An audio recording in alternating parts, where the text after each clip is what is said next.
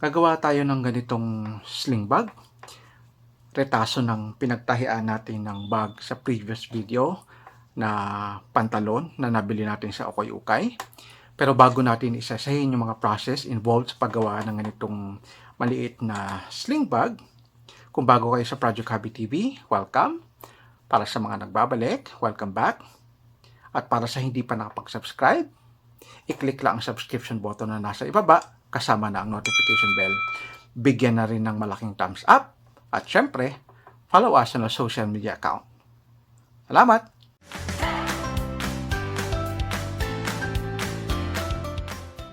Ito yung magiging components ng gagawin nating parang shoulder bag na pang teenager. Pwede din pang feeling young. So, ito yung sobra ng pantalon na binili natin galing ng ukay. This is 7 inches by 7.5. Dalawang piraso. Then, meron tayong pilon or interlining. Tapos, meron din tayong tetron na pang lining. Unfortunately, hindi ito fusible. So, gagamitan lang natin ng needle pin. Kinuha din natin yung bulsa ng ating pantalon. So, isa-isahin natin yung process para maayos nating matahi yung ating shoulder bag. Gagawin nating silent video, so papakita natin yung procedure sa inyo. Maglalagay tayo ng mga description. Hindi na ako magsasalita. Right? So less talk, less mistake. Sige, tahiin natin.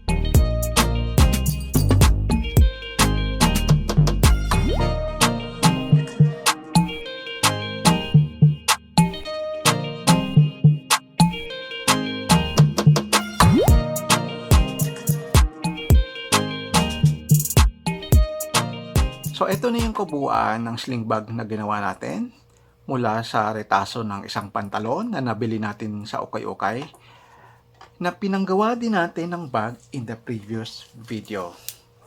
Ito yon. So, ang key takeaway natin sa project na ito, huwag natin itapon yung mga scrap fabric. Baka magkaroon tayo ng inspiration pa in the near future. So, pwede tayong gumawa ng panibagong project.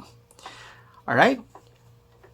At this point, I would just like to thank everyone, mga subscribers natin, kasi umabot na tayo ng 5,000 subscribers. Maraming salamat sa inyo in less than a year.